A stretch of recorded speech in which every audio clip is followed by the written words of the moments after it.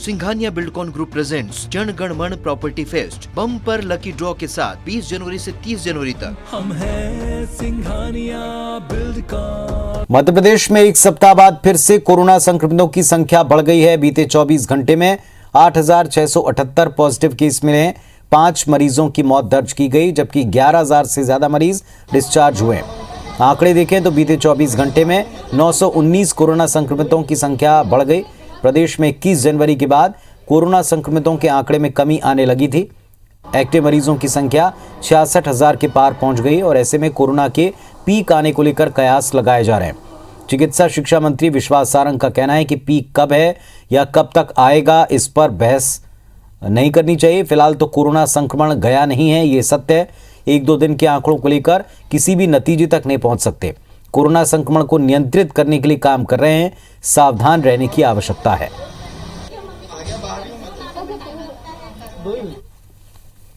बहस में नहीं पड़ना चाहता हूं कि पीक कब है और कब आएगी और कब नहीं आएगी, या आ चुकी है या नहीं आ चुकी।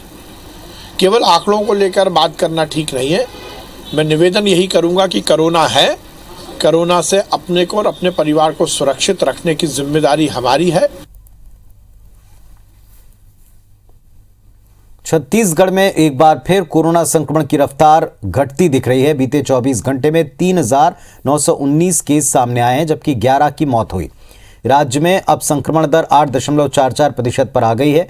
16% से गिरकर ये आधी दिखती है, लेकिन मौत के आंकड़े स्वास्थ्य विभाग के लिए परेशानी का सबब है। स्वास्थ्य विभाग वैक्सीनेशन को बढ़ावा देने पर फोकस कर रहा है।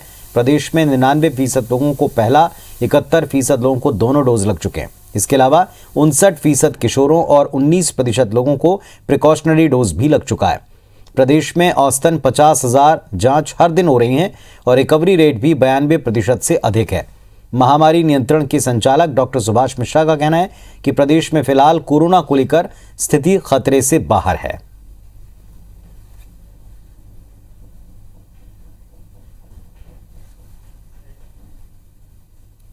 राज्य में संक्रमण बढ़ने के साथ ही ठीक होने की दर भी बढ़ी है। अधिकांश रोगी होम आइसोलेशन में ठीक हो रहे हैं। इन सब को ध्यान में रखकर प्रतिबंधों पर विचार किया जाता है। टीकाकरण से सुरक्षा बढ़ती है, अतः सभी को टीका लगवाना आवश्यक है। और अपडेट देने के लिए 2 सहयोगी हमारे साथ में जुड़ रहे हैं। विनय वर्मा है रायपुर से, शिखिल व्यवहार हैं भोपाल से। पहले चलेंगे विनय के पास में। विनय, यहां पर लगातार केस तो घट रहे हैं, लेकिन मृत्यु का आंकड़ा चिंता की बात। देखिए, कोरोना की जो तीसरी लहर आई थी, इसमें ये कहा गया था कि जो जनवरी के अंतिम सप्ताह में या फरवरी के जो पहले सप्ताह में ये पीक हो सकता है। लेकिन जो आंकड़े बता रहे हैं, ये जब 15 दिन पहले लगभग 6,000 के पास में आंकड़े आए थे और धीरे धीरे जो संक्रमण की जो दर है वो धीरे धीरे कम हो रही है। और जो 16 के पार में सबसे ज्यादा संक्रमण की दर पहुंची थी, वो कल के जो आंकड़े आए थे उसमें 8.77 के पास में, यानी आधा लगभग हो गया संक्रमण दर। ऐसे मरीजों की संख्या भी काफी कम हो गई है।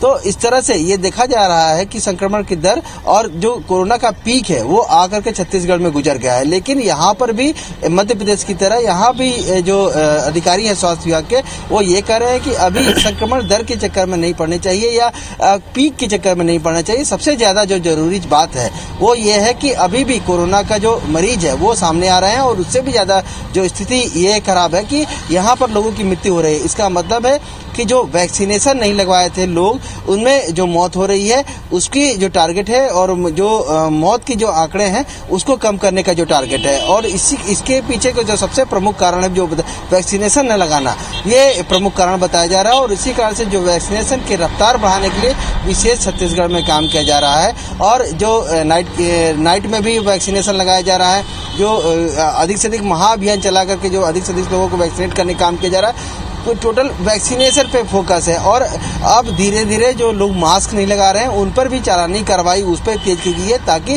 जिस तरह से यह भी धीरे धीरे जो संक्रमण की दर कम होने के बाद में जो प्रतिबंध है वो हटाए जा रहे हैं। तो ऐसे में लोग कहीं लापरवाही न हो जाए और उनको जागरूक करने के साथ साथ में जो चालानी कार्रवाई वो अब जगह जगह शुरू की गई है।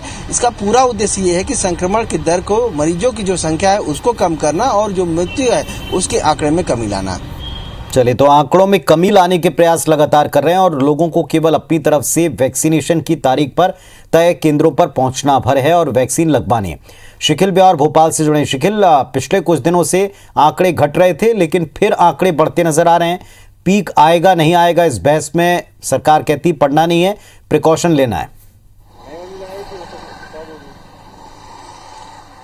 देखिए, निश्चित तौर पर जिस प्रकार से मध्य प्रदेश सरकार को अलग अलग अध्ययन रिपोर्ट मिली हुई थी एम्स से और अलग अलग मेडिकल संस्थानों से, उसमें साफ तौर पर बताया गया था कि 23 जनवरी से लेकर 30 जनवरी के बीच में पीक का समय हो सकता है। लेकिन अब जो आंकड़े सामने आ रहे हैं उसमें लगभग 22 जनवरी के बाद लगातार आंकड़ों में कमी आ रही थी। लेकिन अब चिंता की बात इसलिए है क्योंकि एक बार फिर लगभग 900 के नए मरीज जो है इजाफे के साथ बीते 24 घंटों में मिले हुए हैं और मध्य प्रदेश में बात की जाए तो 8,500 मरीजों का जो है आंकड़ा पहुंच गया है। और इसी बीच मौत के आंकड़ों को अगर देखा जाए पुनीत, तो जिस प्रकार से जो मौतों का आंकड़ा अगर हम 22 जनवरी से लेकर अब तक की बात करें तो एवरेज जो आंकड़ा है वो 5 लोगों की मौत का एवरेज आंकड़ा बना हुआ है। और इसी के चलते एक चिंता का विषय भी, हालांकि जिस प्रकार की स्ट्रेटेजी यहाँ पर तैयार की गई थी सरकार के द्वारा, उसे पीक को देखकर तैयार की गई थी। और इसी मसले को लेकर जब चिकित्सा शिक्षा मंत्री से बातचीत की गई तो विश्वास सारंग ने बताया कि ये मसला नहीं है कि पीक फिलहाल है या मध्य प्रदेश से पीक कब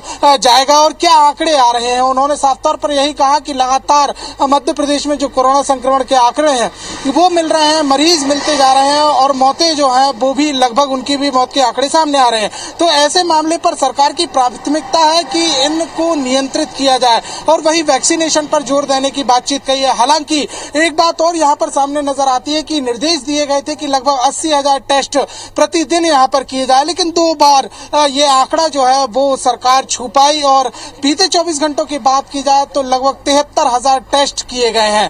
तो एक मामला ये भी सामने आ रहा है कि टेस्ट जिस प्रकार से कम हो रहे हैं शायद उसलिए जो आंकड़ा है वो भी लगातार कम होता जा रहा था। 22 जनवरी से लेकर अब तक की बात की जाए तो सिर्फ एक बार 80,000 टेस्ट का आंकड़ा छुआ, लेकिन उस दिन भी लगभग 11,000 यानी 23 जनवरी की हम बात कर रहे हैं 11,000 एक्टिव मरीज राजधानी भोपाल में मध्य प्रदेश में माफ कीजिएगा मिले हुए थे।